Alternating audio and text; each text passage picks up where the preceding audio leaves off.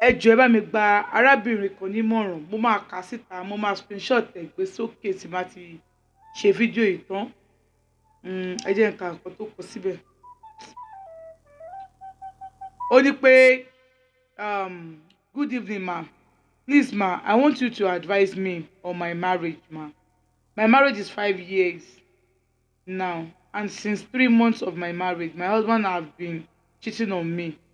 Cut the story short, he don't always take me out, like we can't talk together, we can't work together in the streets, and again he don't normally drop money very well at home.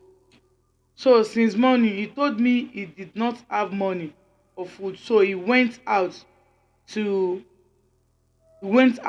So this night I wanted to buy biscuits for my son in Manam's place. I saw my husband entering hotel with a lady. I was shocked. So I called him and asked him where he is. He said he goes and buy food. So I waited for him outside the hotel till he finished. So when he came out, I asked him, is this where he wants to buy food? He now said I'm crazy, and the girl was even laughing at me. Ma, please, what should I do? It's getting too much. Má bínú. Bí wọ́n ṣe kọ síbẹ̀ ni mo ṣe ń kà yẹn. So máa screenshot ẹ̀ máa gbé sókè.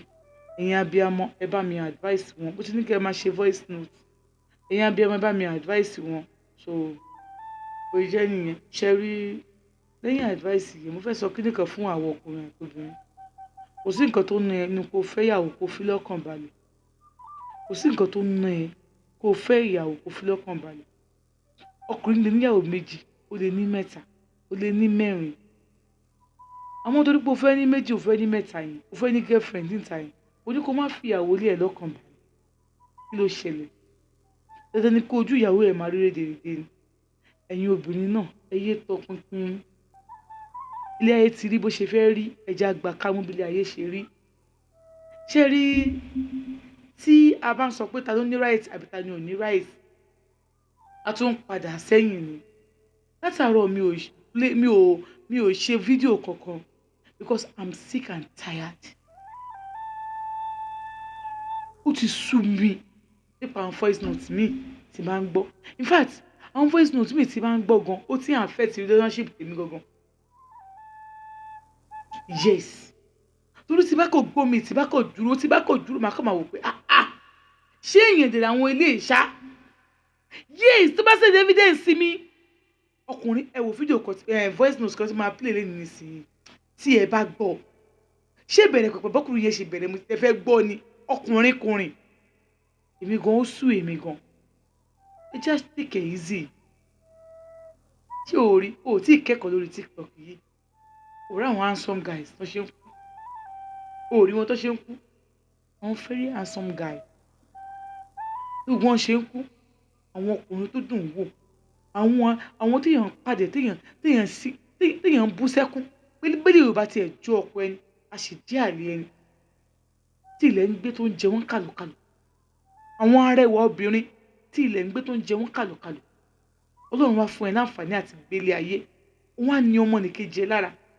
Ó ní ìyàwó tọ́lọ́run fún ẹ lára. Ó ní ọkọ ẹ lára. Ó ń pọ́ ọmọnìkejì ẹ lẹ́kún. Tó jẹ́ pé ó lè dọ̀la kó sunkún lórí ìwọ náà.